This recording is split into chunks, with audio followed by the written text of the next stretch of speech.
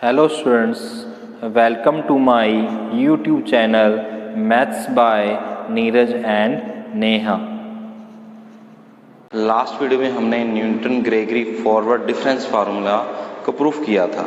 अब हम इसके कुछ एग्जांपल्स देखते हैं। तो हमारे पास पहला एग्जांपल है, वो कह रहा है भाई use Newton Gregory forward difference interpolation formula. उसने स्पेशल बोला है कि इसमें forward difference interpolation formula use करना है और फाइंड करना हमें y 3.62 यानी 3.62 की वैल्यू फाइंड करनी है। ठीक है, इसके लिए हमें ये दे रखा है x की वैल्यू 3.60, फिर 3.65, 3.70, 3.75 ये x की वैल्यू है। y की वैल्यू हमारे पास 36.598, सेकेंड है 38.475, थर्ड है 40.447 और लास्ट है 42.521। ये हमारा क्वेश्चन है।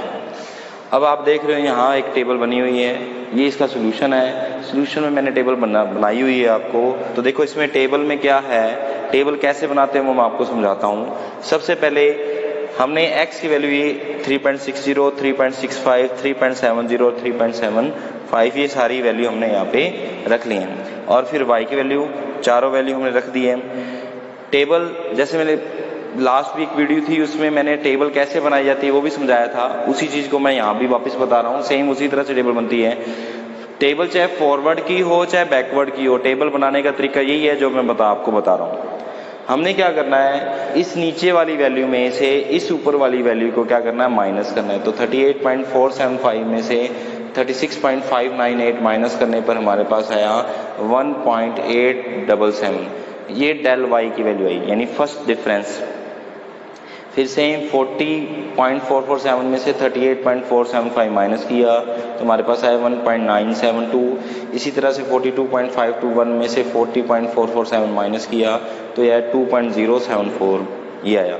ये तीनों फर्स्ट डिफरेंस की वैल्यू है। सेम वही जैसे यहाँ पे किया था, 1.972 में से 1.877 माइनस किया तो हमारे पास आया 0.095। ये सेकेंड डिफरेंस है, इस डेल स्क्वायर है। 2.074 में से 1.972 माइनस किया तो 0.120 ये आया, ये सेकंड आ गया। अब 0.120 में से 0.095 को माइनस किया तो हमारे पास क्या आया, 0.007। ये थर्ड डिफरेंस है। ये टेबल हमारी तब तक बनेगी जब तक हमारे पास क्या है, कांस्टेंट वैल्यू या सेम सारी वैल्यू आती जाए या लास्ट में जैसे सिंगल वैल्यू आ रही है वहाँ तक, तो वहाँ तक हम टेबल बनाएंगे। तो ये हमारी टेबल तैयार होगी। अब इसमें क्या है, हमें y 3.62 की वैल्यू को फाइंड करना है। तो देखो हमारे पास इसमें क्या है, सबसे पहले हम निकालेंगे m। तो m कैसे निकलेगा, उसके लिए हमें चाहिए a क्या होती है, फर्स्ट वैल्यू। ये x की जो फर्स्ट वैल्यू होती है उसको बोलते हैं a, 3.60। फिर चाहिए हमें एक h क्या होता है, इसमें जो इक्वल डिफरेंस है, ये 3.60, 3.65, 3.70, 3.75। तो इसमें क्या देख रहे हैं हम, 0.05 का सब में इक्वल डिफरेंस आ रहा है। और उसके बाद x जो हमें फाइंड करना है 3.62, ये हमारे पास a आ गया, h आ गया, x आ गया। अब हमारे पास m का फार्मूला होता है x माइनस a अपॉन में h। x की वैल्यू कितनी है, 3.62 माइनस a की वैल्यू कितनी है हमारे पास 3.60 अपॉन में h की वैल्यू क्या है 0.05। तो देखो इसका माइनस करने पर हमारे पास क्या आया, 0.02 अपॉन में 0.05। इसको सोल्व करने पर हमारे पास आया 0.4। ये हमारे पास m की वैल्यू आ गई, यानी m की वैल्यू क्या आ गई, 0.4। अब हमें फार्मूला लिखता हूं मैं इसका, न्यूटन ग्रेगरी का। तो फार्मूला क्या है हमारे पास, y x क्या आएगा, y a m del y a plus m minus 1 upon में factorial 2 del square y a plus m minus 1 m minus 2 upon में factorial 3 del cube y a plus dash. आगे लिखने की जरूरत नहीं है क्योंकि हमारे पास जो टेबल में सिर्फ डेल क्यूब तक वैल्यू है, इसलिए हम फार्मूले को सिर्फ डेल क्यूब तक लिखेंगे। अब ये इस टेबल की हेल्प से हम यहाँ वैल्यू पुट करते हैं। अब देखो इसमें क्या है कि ये जो y a del square y a या डेल क्यूब y a या अकेला y भी लिख दे तो भी कोई फर्क नहीं पड़ेगा। तो इसकी वैल्यू कौन सी होती है? तो देखो इस टेबल में हमारे पास जो डेल स्क्वायर डेल क्यूब की फर्स्ट वैल्यू है, जिसको मैं अभी ये कवर कर रहा हूँ, ये जो फर्स्ट वैल्यू है ये वाई ए की वैल्यू है, ये जो फर्स्ट वैल्यू है ये डेल वाई ए की वैल्यू है, ये जो फर्स्ट वैल्यू है डेल स्क्वायर वाई ए की वैल्यू है, और ये जो फर्स्ट वैल्यू है ये डेल क्यूब वाई ए की वैल्यू है। तो हमने जिसमें मैंने एक बॉक्स बनाया है, इन वैल्यू को हमें वहाँ यूज़ करना है, और m की वैल्यू हमारे पास कितनी है? 0.4। तो देखो y 3.62 इक्वल टू में वाई ए की वैल्यू क्या आई? 36.598 प्लस m की वैल्यू 0.4 और डेल वाई ए की वैल्यू कितनी है? 1.877 प्लस 0.4 माइनस 1 अपॉन में फैक्टोरियल 2 का मतलब 2। डेल स्क्वायर ए की वैल्यू क्या आ गई? 0.095 प्लस m की वैल्यू कितनी है हमारे पास? 0.4 माइनस 1 0.4 माइनस 2 अपॉन में फैक्टोरियल 3 की वैल्यू क्या आ जाएगी? 6 और डेल क्यू वाई ए की वैल्यू क्या है? 0.007 प्लस आगे वाली सारी वैल्यू क्या होंगी हमारे पास? 0। तो अब आगे हम इसको सोल्व करते हैं, तो देखो क्या आएगा? 36.598 प्लस अब इन दोनों को इंटू करके हमारे पास क्या है? 0.57508 माइनस इस पूरे ब्रैकेट को इंटू करके सोल्व करने पर आया हमारे पास माइनस 0.0114 प्लस और इस पूरे को सोल्व करने पर हमारे पास आया 0.000448। ये हमारे पास आ गया। अब इन सब को प्लस और माइनस करने पर हमारे पास रिजल्ट आएगा 37.337 अप्रोक्स। ये हमारा इस एग्जाम्पल का सॉल्यूशन है, यानी y 3.62 का आंसर क्या है? 37.337।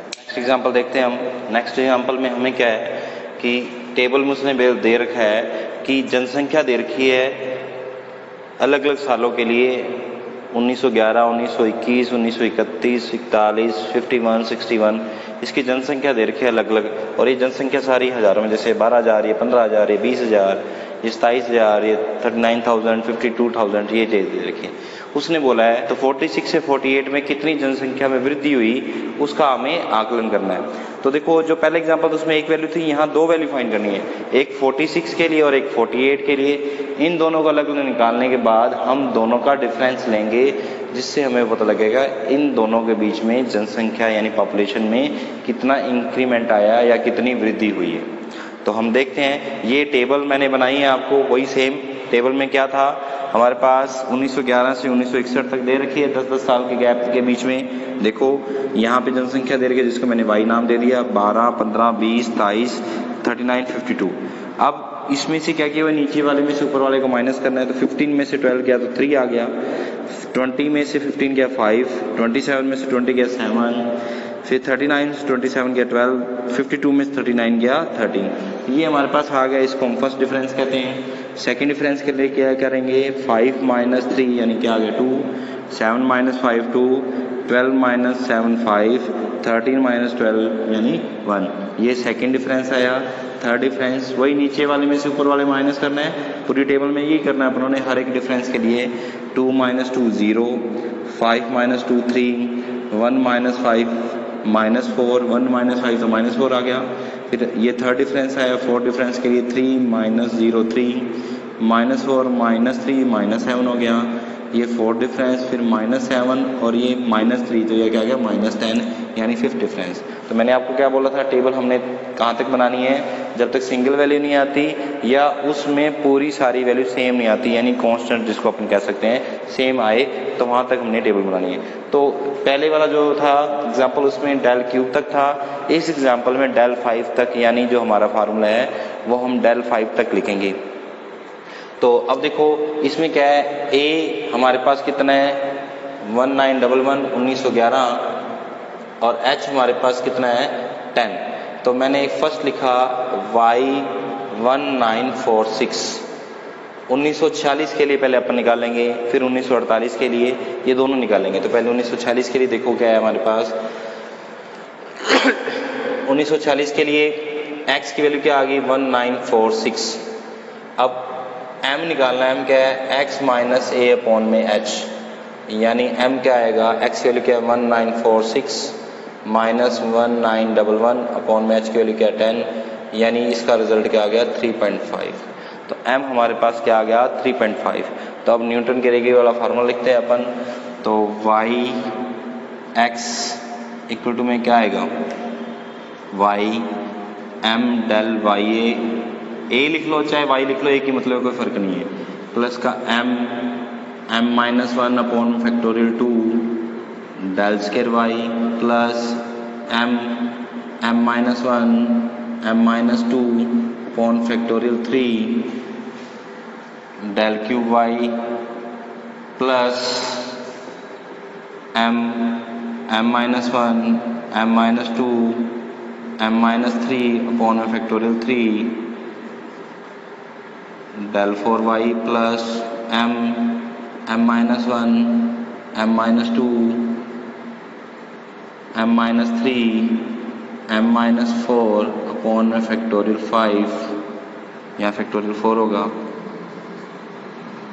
Factorial 5 del 5y plus dash से ये हमारे पास आया। अब इसमें भी हमारे पास y del square y del cube y del 4y del 5y की वैल्यू कैसे आएगी, वही जो हमारे पास फर्स्ट वैल्यू होती हैं।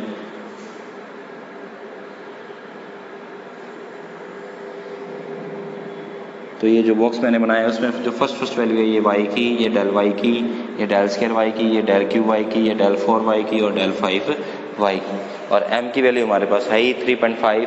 तो ये हम वैल्यू पुट करते हैं यहाँ पे। तो y 1946 इक्वल टू में y की वैल्यू कितनी आएगी 12, m की वैल्यू कितनी है 3.5, डेल y की वैल्यू कितनी है हमारे पास 3, m की वैल्यू कितनी है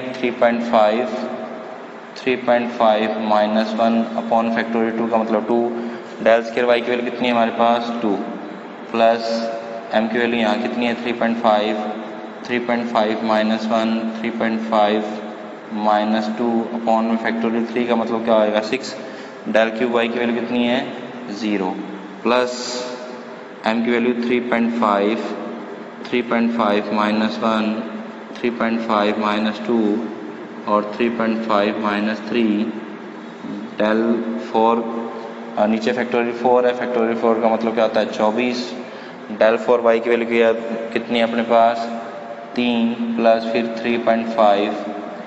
3.5 माइनस 1 3.5 माइनस 2 3.5 माइनस 3 और 3.5 माइनस 4 अपॉन में फैक्टोरियल 5 का मतलब क्या होता है 120 और डेल 5y की वैल्यू कितनी है -10। आगे वाली सारी वैल्यू क्या आएंगी 0।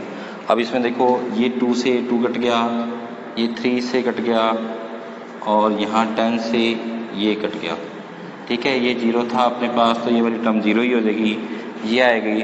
तो आगे देखो अपन सोल्व करते हैं इसको। तो क्या है हमारे पास इसका 12, इसका आया 10.5 प्लस 8.75 प्लस 0 इसकी वैल्यू प्लस 8203 प्लस और इसकी वैल्यू क्या आएगी 0.2734 ये आया। अब इन सब को अपन प्लस कर देंगे तो हमारे पास क्या आएगा 323437। तो ये 1946 की हमारे पास पॉपुलेशन आ गई 32.3437, ये हज़ारों में। अब हमने अभी 46 की वैल्यू निकाली थी, अब 48 के लिए निकालते हैं। तो देखो हमारे पास सेकंड क्या है 1948, x क्या आ गया 1948, तो m इक्वल टू में क्या हो जाएगा 1948 माइनस का 1911 फोन में 10 यानी क्या आ गया 3.7 तो वही टेबल तो हमारे पास सेम वही है और डेल 5 तक आएगा, इसलिए फार्मूला वही यूज़ होगा हमारे पास, बस डिफरेंस कहाँ पे आएगा, m की वैल्यू में। तो यहाँ वैल्यू रखते हैं 1948 इक्वल टू में y की वैल्यू कितनी है हमारे पास, वही 12, m की वैल्यू 3.7, डेल y की वैल्यू कितनी आ गई 3 प्लस 3.7 माइनस 1 अपॉन में फैक्टोरियल 2 की वैल्यू 2, डेल स्क्वायर y की वैल्यू क्या आई 2 प्लस 3.7 माइनस 1 3.7 माइनस 2 अपॉन में क्या आ जाएगा फैक्टोरियल 3 की वैल्यू 6, डेल क्यू y की वैल्यू क्या है हमारे पास 0 plus 3.7 minus 1 3.7 minus 2 3.7 minus 3 upon में फैक्टोरियल 4 का मतलब क्या हो गया अपने पास 24, डेल 4y की वैल्यू कितनी है अपने पास 3 प्लस 3.7 माइनस 1 3.7 माइनस 2 3.7 माइनस 3 और 3.7 माइनस 4 अपॉन में फैक्टोरियल 5 का मतलब हो गया 120 और डेल 5 की वैल्यू क्या है -10।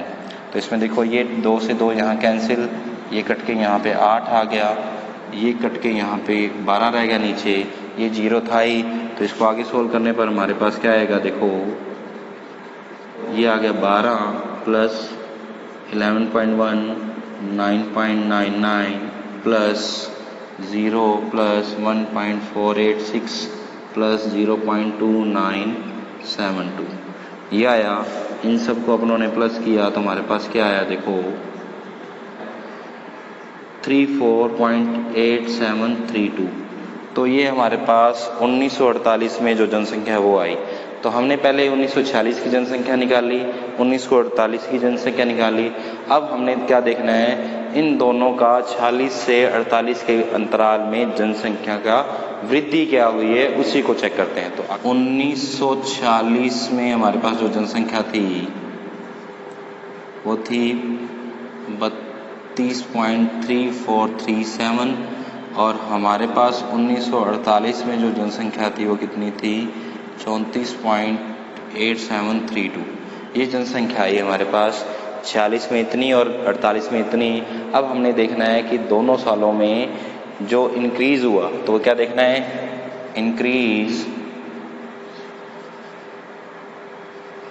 Increase population during the period from 1946 to 1948। तो क्या करेंगे, इन दोनों को माइनस कर देंगे। देखो क्या है, इक्वल टू में 34.8732 माइनस 32.3437। तो इन दोनों का डिफरेंस हमारे पास क्या आया 2.5295। ये 46 से 48 के बीच में जो पॉपुलेशन है उसका डिफरेंस है। और ये हमें पता है कि ये जो पॉपुलेशन है यानी जनसंख्या है वो 1000 में है। तो ये पॉपुलेशन का डिफरेंस आया 46 से 48 में 2.5295 थाउजेंड्स में। तो इस एग्जांपल में हमें 3 पार्ट करने थे। पहला पार्ट क्या था, 46 की पॉपुलेशन निकालनी, दूसरा पार्ट 48 की पॉपुलेशन निकालनी और थर्ड पार्ट में 46 और 48 के बीच में जो डिफरेंस है यानी कितना इंक्रीमेंट हुआ है पॉपुलेशन में वो बताना था।